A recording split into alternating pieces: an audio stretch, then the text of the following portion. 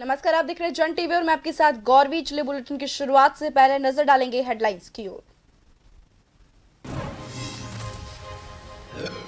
CM Dhami ने राजस्व को लेकर सचिवालय में की बैठक। अधिकारियों से राजस्व वृद्धि के लिए सजगता से कार्य करने के दिए निर्देश। ऑनलाइन सिस्टम पर दिया जाए विशेष ध्यान।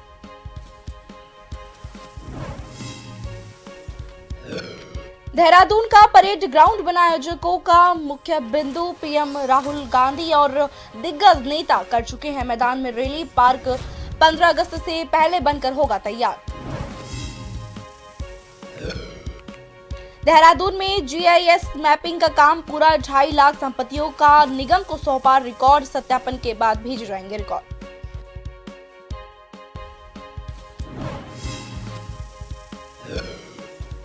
उत्तराखंड में लगातार बारिशों से तबाही मची। आपदा प्रबंधन अलर्ट मोड पर। हरिद्वार में कागड़ी गांव में हुआ भू कटाव। कोटद्वार पौड़ी हाईवे जगह जगह से बंद।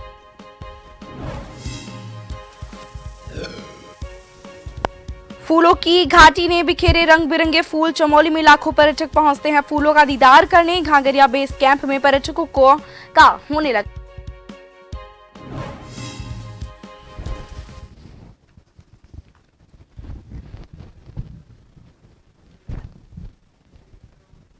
अब खबरें विस्तार से। उत्तराखंड में आज भी मौसम का रेड अलर्ट बरकरार है। गढ़वाल क्षेत्र में भारी बारिश की आशंका है। देहरादून, पौड़ी और टिहरी में रेड अलर्ट है।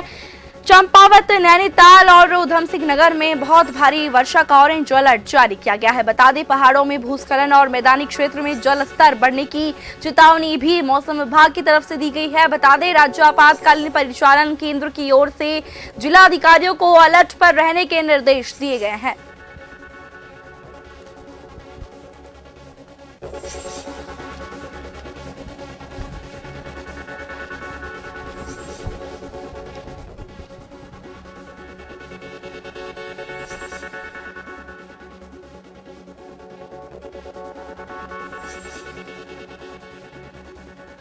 आपको बता दें कि उत्तराखंड में आज भी लगातार मौसम का रेड अलर्ट बरकरार है। गढ़वाल क्षेत्र में जो है मौसम विभाग ने भारी बारिश की आशंका जाहिर की है। बता दें कि देहरादून, पौड़ी और टिहरी में रेड अलर्ट जारी किया गया है।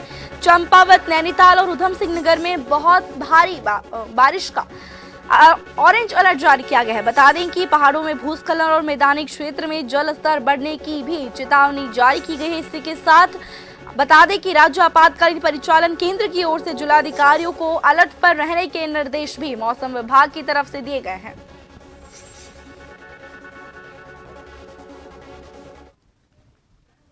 और खबर की ज्यादा जानकारी के लिए हमारे साथ हमारे संवाददाता हिमांशु बरमोला फोन लाइन पर जुड़ चुके हैं। हिमांशु, क्या बताएंगे? गढ़वाल क्षेत्र में भारी बारिश की आशंका जाहिर की गई। इसी के साथ देहरादून, पौड़ी और टिहरी में भी रेड अलर्ट जारी किया गया है और कई जगहों पर नुकसान की भी संभावना जताई जा रही है। क्या कुछ प्रशासन की इसको लेकर तैयारियां हैं? निश्चित रूप से मैं आपको बताना चाहता हूं कि देहरादून, टिहरी और पौड़ी जो जिले हैं वहां पर आज भारी बारिश का रेड अलर्ट जारी किया गया है। साथ ही साथ जो नैनीताल, चंपावत और उधम सिंह नगर के जो जिले हैं वहां पर कहीं कहीं बारिश हो सकती है। ये मौसम विभाग का पूर्वानुमान है। और साथ ही साथ जो बाकी के 3 जिले हैं वहां पर ऑरेंज अलर्ट जारी किया गया है। इसी के साथ हरिद्वार, उत्तरकाशी, रुद्रप्रयाग, अल्मोड़ा और जो बागेश्वर है वहां पर भी कहीं कहीं बारिश के आसार मौसम विभाग ने पूर्वानुमान उनका भी जताया है। साथ ही साथ प्रदेश में इस वक्त बारिश से जनजीवन अस्त व्यस्त हो चुका है। कई घरों में पानी घुस चुका है। जो मौत के आंकड़े हैं वो भी अब धीरे धीरे सामने आने लगे हैं, क्योंकि लगातार बारिश हो रही है उससे मलबा लगातार पहाड़ से गिर रहा है। कहीं दीवारें गिर रही हैं तो घरों में बच्चों के दबने की भी जो खबर है वो सामने आ रही है। गौरीकुंड हाईवे की बात की जाए, केदारनाथ जाने वाले जो हाईवे है, गौरीकुंड हाईवे का जो है वो 60 मीटर बह चुका है, जिस कारण केदारनाथ यात्रा भी अब बाधित हो चुकी है। वहीं कोटद्वार की बात की जाए तो कोटद्वार पौड़ी जिले में कोटद्वार में जो हाईवे है वो 5 जगह पर बंद हो चुका है, जिसको खुलने में लगभग 2 से 3 दिन लगेंगे।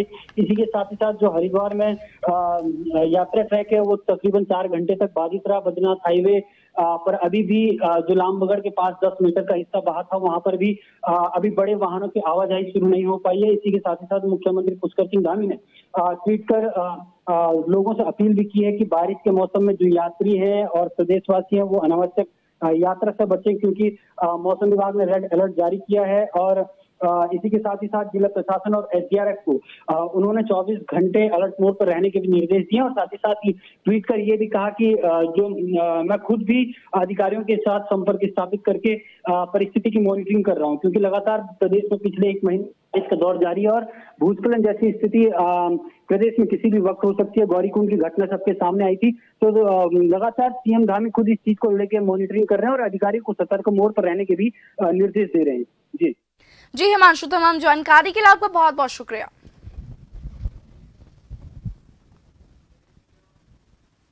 मुख्यमंत्री पुष्कर सिंह धामी का जो हरिद्वार दौरा है, बता दें कि वैद्य निकेतन आश्रम में चल रही भागवत कथा में आज मुख्यमंत्री धामी शामिल होंगे। कथा भाजपा के कई सांसद और विधायक भी इस कथा में शामिल होंगे। बता दें कि मुख्यमंत्री धामी जो हैं 3 बजे वैद्य निकेतन आश्रम पहुंचेंगे। पुलिस प्रशासन ने सुरक्षा को लेकर कई पुख्ता इंतजाम भी किए हैं।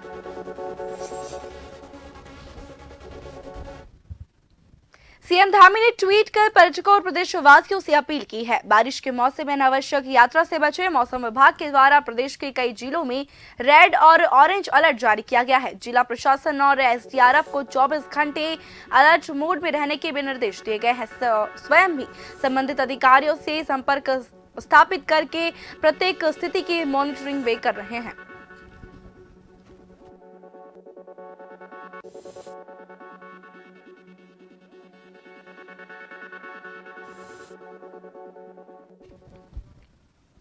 उत्तराखंड मुख्यमंत्री सीएम धामी ने सचिवालय में राजस्व प्राप्ति को लेकर अधिकारियों के साथ बैठक की। इस दौरान उन्होंने कहा कि राजस्व वृद्धि के लिए सभी विभाग सजगता और पूरी सक्रियता से कार्य करें।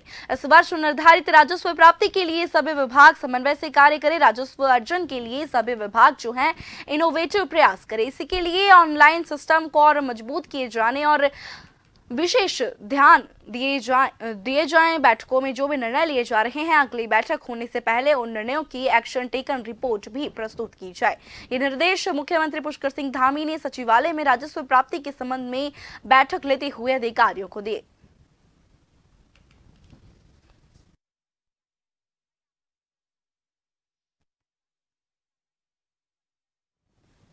सीएम धामी ने राजस्व अधिकारियों के साथ बैठक की। उन्होंने कहा कि राजस्व वसूली की नियमित मॉनिटरिंग की जाए, इसके लिए पोर्टल भी विकसित किया जाए। राजस्व वसूली के डाटा और राजस्व परिषद में राजस्व वसूली के डाटा में जो अंतर दिख रहा है उस समस्या का समाधान होगा।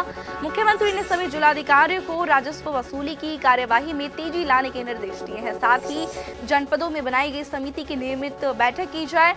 उन्होंने कहा कि देहरादून, हरिद्वार, उधम सिंह नगर और नैनीताल जनपद में राजस्व वसूली में और तेजी लाए जाने की आवश्यकता है। वहीं ऊर्जा के क्षेत्र में यूपीएसएल और यूजेवीएनएल को राजस्व बढ़ाने की दिशा में विशेष प्रयासों की जरूरत है। बता दें कि बिजली चोरी संभावित क्षेत्रों में लगातार सतर्कता आधारित गतिविधियां चलाई जाए। उच्च औद्योगिक मांग वाले क्षेत्रों में बिलिंग दक्षता बढ़ाने की दिशा में विशेष ध्यान दिया जाए। वन संपदाओं के बेहतर उपयोग से राजस्व वृद्धि की दिशा में और प्रयास किया जाए।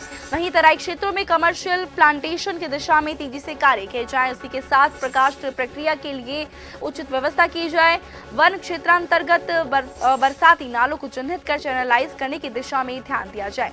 मुख्यमंत्री ने अतिवृष्टि के कारण नदियों का जल स्तर लगातार जो है खतरे के निशान के आसपास चल रहा है। इससे कई क्षेत्रों में जो है बाढ़ की स्थिति भी बनी रहती है। बाढ़ की स्थिति से बचाव के लिए सिंचाई विभाग के द्वारा ठोस कार्य योजना भी बनाई जाए। जिलाधिकारी भी आपदा प्रबंधन की दृष्टि से इन सभी चीजों को ध्यान में रखते हुए कार्य करें।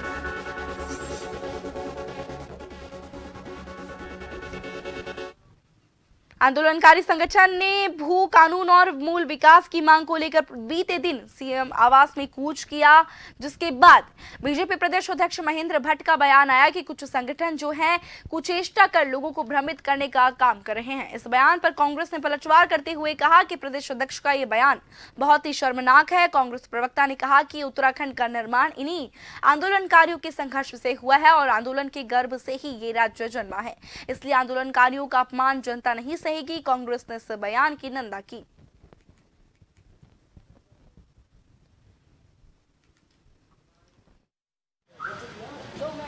कि उत्तराखंड की जनता की ये बहुप्रतीक्षित और लंबी मांग भी है, लेकिन भाजपा के प्रदेश अध्यक्ष महेंद्र भट्ट ने बहुत ही शर्मनाक बयान दिया कि ये कुछ संगठन हैं जो कुचेष्टा कर रहे हैं, जनता को भ्रमित करने का प्रयास कर रहे हैं। राज्य के आंदोलनकारी जिनकी बदौलत उत्तराखंड राज्य का निर्माण हुआ, आप उनसे कहना चाह रहे हैं कि वो कुचेष्टा कर रहे हैं, वो राजनीतिक प्रभाव में ये काम कर रहे हैं। आखिर वो कौन राजनीतिक दल है या कौन से संगठन है जो जनता को भरमाने का काम कर रहे हैं?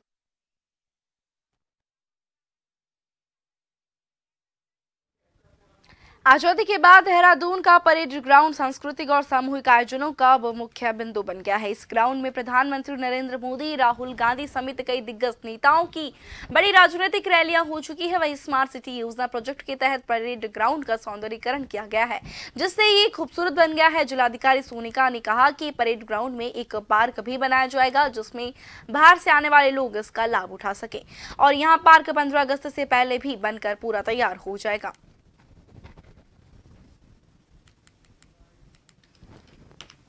एक पार्क बनाया जा रहा है और हम मोर और लेस उसे 15 अगस्त से पहले कंप्लीट कर लेंगे, क्योंकि परेड ग्राउंड के साथ उसे क्लब किया गया है, जिससे कि जो लोग आते हैं उनके बच्चे और वो भी उसको यूज़ कर सकें।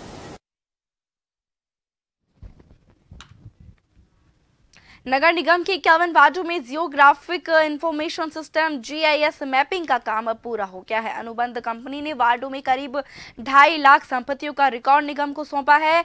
अब निगम इसका सत्यापन करेगी। इसके साथ ही आवासीय और कमर्शियल भवन मालिकों को नोटिस भेजे जाएंगे जिन्होंने हाउस टैक्स जमा नहीं किया है।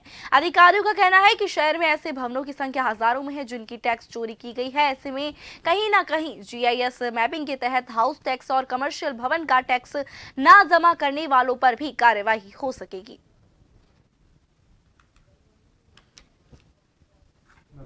जिसमें 4 शहर उत्तराखंड के चयनित हैं, जिसके अंदर GIS मैपिंग सभी संपत्तियों की जारी है और उसकी जो है सिंक उसको किया जाएगा। जो हमारे यहाँ पे हाउस टैक्स की में संपत्तियाँ दर्ज है, जो संपत्ति शेष रह जाएंगी उनको अवगत कराया जाएगा नोटिस के माध्यम से, सब अपना हाउस टैक्स जमा कराएं।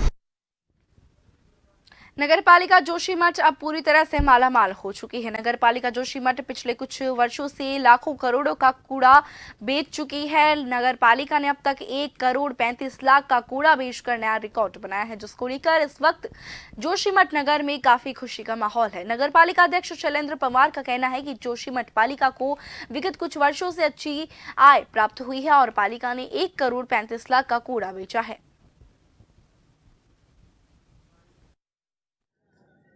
नगर पालिका परिषद के द्वारा लगातार कूड़े को बेच करके कूड़े को इकट्ठा करके सफाई व्यवस्था में विशेष सहयोग करते हुए नगर पालिका द्वारा इसे आय भी अर्जित की जा रही है। आप जानते हैं कि विगत 10 वर्षों से हम कूड़े को कंपैक्ट करके उसको कंपैक्ट करने के बाद उसको हम बाहर जोशीमठ से बाहर हरिद्वार में इसको बेचने का काम करते हैं। तो समझिए उसे हमारे सफाई कर्मचारी हमारे जो नगर पालिका कर्मचारी उनका विशेष सहयोग प्राप्त हुआ, हमें स्थानीय लोगों से प्राप्त होता है, मान सभासदों के विशेष सहयोग प्राप्त हुआ है। तो लगभग हम 90 लाख। और इसी के साथ अब वक्त एक छोटे से ब्रेक का।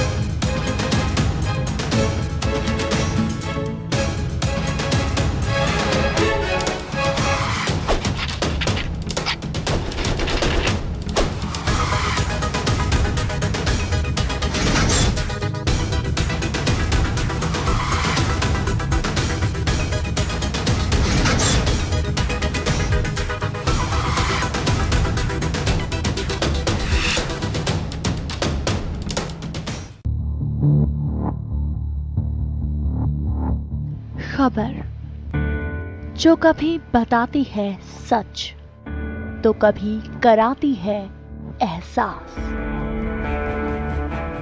खबर जो है कुछ खास। खबर ही तो है जो कभी बनती है राजनीति से तो कभी व्यापार से,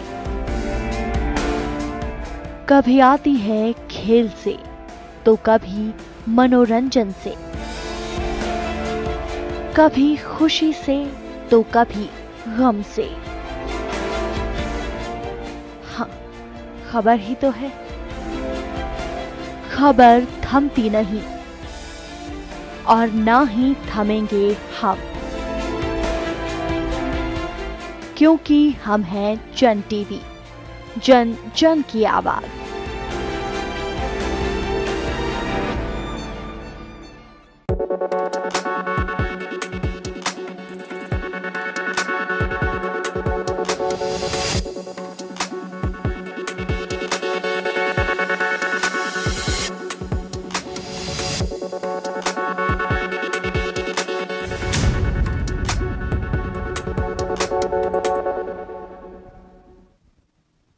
ब्रेक के बाद आप सभी का स्वागत है। बढ़ेंगे खबर की ओर। उत्तराखंड के लोहाघाट घाट एनएच में बंतोली के पास एनएच की सुरक्षा दीवार तोड़ने का मामला सामने आया है।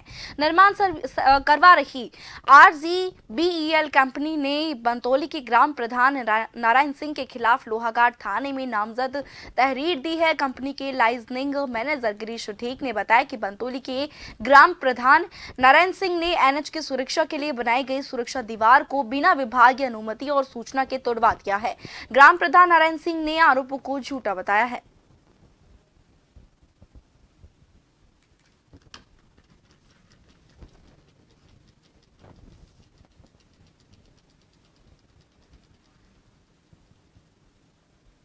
राष्ट्रीय राजमार्ग के चारधाम परियोजना से जुड़े हैं। हमारी ये मरोड़ा खान से लेकर लीसा डिपो तक बहुत सी जगह सुरक्षा के मद्देनजर दीवारें लगी हुई हैं। गैबियन वॉल की दीवार 145-200 पे भी लगी थी। कल रात में JCB के माध्यम से 4 लिफ्ट की लगभग 8-9 मीटर लंबी दीवार को तोड़ दिया गया। इस दीवार को तोड़कर वहाँ पे, जैसा कि सुबह हम जाते हैं, मेरा प्रतिनिधि जाता है तो उसको पता चलता है कि वहाँ पे वो दीवार तोड़ दी है। पूछने पर पता चलता है कि माननीय ग्राम प्रधान बंतोली श्री नारायण सिंह भरतियाल जी के कहने पे उन्होंने ये दीवार तोड़ी है और यहाँ पर हैंडपंप लगना है। जो RGBEL कंपनी के जो प्रतिनिधि हैं, एक तो उनको एक्चुअल स्थिति का पता होना चाहिए कि अगर उन्होंने मेरे खिलाफ FIR दर्ज करी है तो वही किस कारण से कर रखी है। न मैं उस जल संस्थान का कोई कर्मचारी, न मैं जो ठेकेदार है उस पर मेरा कोई हो, तो मेरे खिलाफ FIR दर्ज करना तो उसके बिल्कुल पूर्वाग्रह पर आधारित एक दुश्मनी के कारण उन्होंने मेरे खिलाफ FIR दर्ज की गई है। दूसरा, मेरे खिलाफ FIR दर्ज एक बार नहीं वो 4 बार भी करे, मुझे इससे कोई फर्क नहीं पड़ता। क्यों नहीं पड़ता? क्योंकि ना मैंने दीवार गिराई है। उत्तराखंड के कोटद्वार पौड़ी हाईवे जगह जगह से बंद हो चुका है। हाईवे को खुलने में 2 दिन का समय भी लग सकता है। हाईवे 12 स्थानों से बंद है, लेकिन अभी तक 7 राजमार्ग ही खोल पाए हैं। एनएच खंड की ओर से मलबा हटाने के लिए 4 JCB मशीन और 1 पोकलेन मशीन लगाई गई है। हाईवे बंद होने के कारण लोगों को कोटद्वार तक 8 किलोमीटर पैदल आवाजाही करनी पड़ रही है। आपदा से एनएच को करीब 4 करोड़ का नुकसान होने का अनुमान है। पौड़ी हाईवे पर कोटद्वार और आमसोड़ के बीच 100 से ज्यादा वाहन मलबे में फंसे हैं। वहीं विधानसभा अध्यक्ष रितु खंडूरी ने आपदा प्रभावित क्षेत्र का भ्रमण किया और अधिकारियों को सड़क खोलने, बिजली और पानी की व्यवस्था बहाल करने के निर्देश दिए।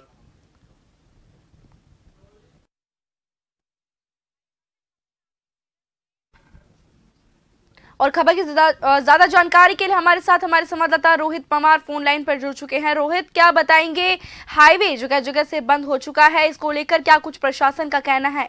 क्या खबर सामने आ रही है?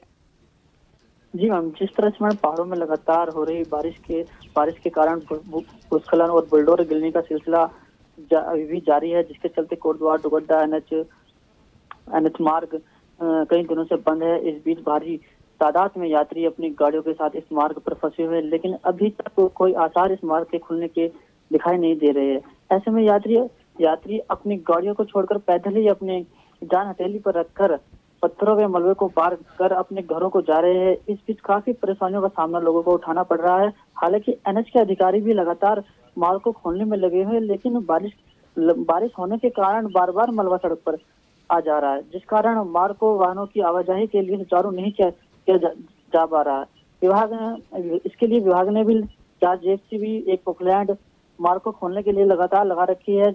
और जो आपको बता दें कि दुगड्डा से लेकर कोटद्वार के बीच में 11 स्पॉट ऐसे थे जहां पर मलबा आया है, जिसमें से कल 6 स्पॉटों को से मलबा हटा दिया गया था, लेकिन अभी भी 4 स्पॉट ऐसे हैं कि जहां पर बहुत अत्यधिक मलबा है और प्रशासन फिर भी लगातार कोशिश कर रहा है उनको हटाने के लिए, लेकिन बारिश का भी कहर जारी है, अभी भी बारिश हो रही है। तो ऐसे में संभव नहीं है कि वहाँ से पूर्ण रूप से मलबा हटा दिया जाए, और लगता नहीं है कि भी 2 या 4 दिन भी मलबे को हटाने में लग सकते हैं। जी रोहित, तमाम जानकारी के लिए आपको बहुत बहुत शुक्रिया।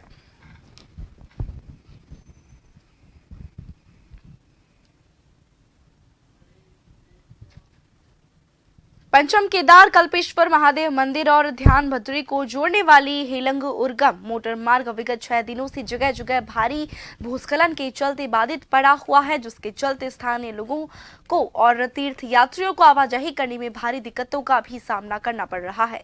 स्थानीय ग्रामीणों के लिए अब पैदल आवाजाही करने वाला रास्ता भी नहीं बचा हुआ है, जिसके चलते स्थानीय ग्रामीण जान हथेली पर रखकर अपने गंतव्य तक पहुंच रहे हैं। वहीं स्थानीय ग्रामीण PMGSY पर तरह तरह के आरोप और प्रत्यारोप लगा रहे हैं।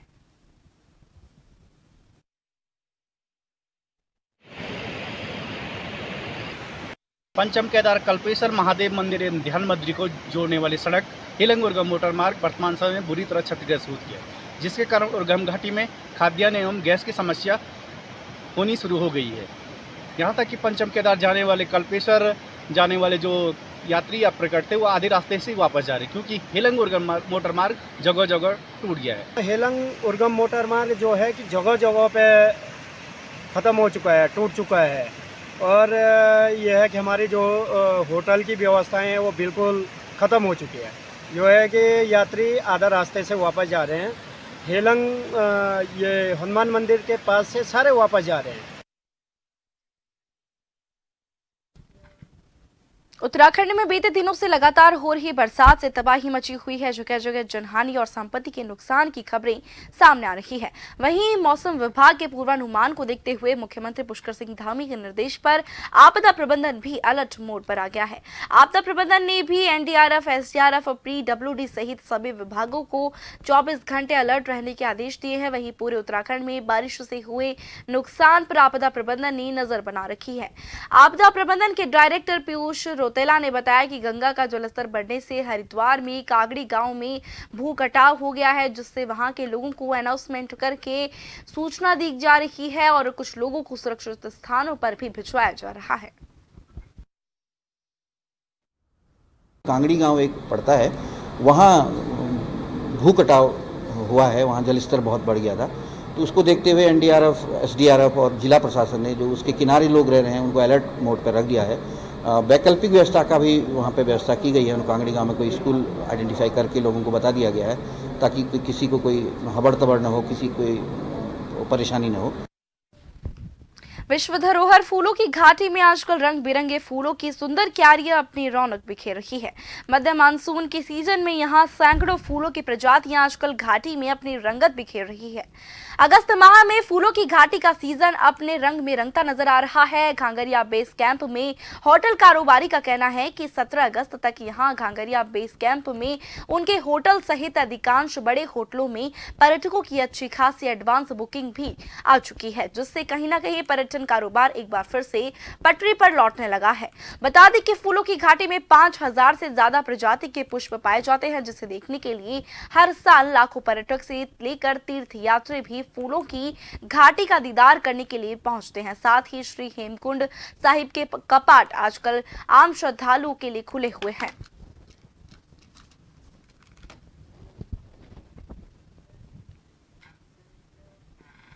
बड़कोट ग्राम सभा के दूजियावाला गांव में पानी घुस गया। बता दें कि भारी बारिश से बड़कोट ग्राम सभा के दूजियावाला गांव में बंगाली नाले का पानी घुस गया है।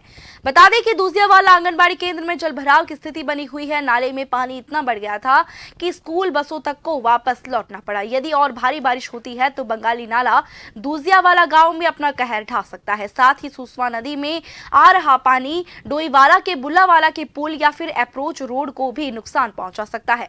समय रहते इसके उपाय जो है बहुत जरूरी है। बता दें कि देहरादून में लगातार हो रही बारिश के कारण सुसवा नदी में लगातार बाढ़ जैसे हालात है और नदी का पानी जो है अब पुल के पास जमीन का कटाव कर रहा है। इसलिए समय रहते नदी के पानी का चैनलाइज बहुत ज्यादा जरूरी है।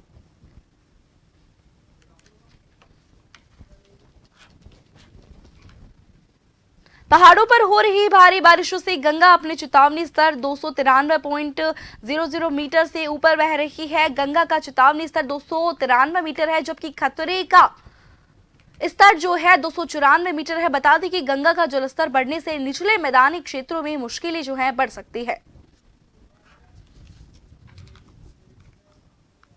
और इसी के साथ इस बुलेटिन में फिलहाल इतना ही। बने रहिए जन टीवी के साथ। नमस्कार।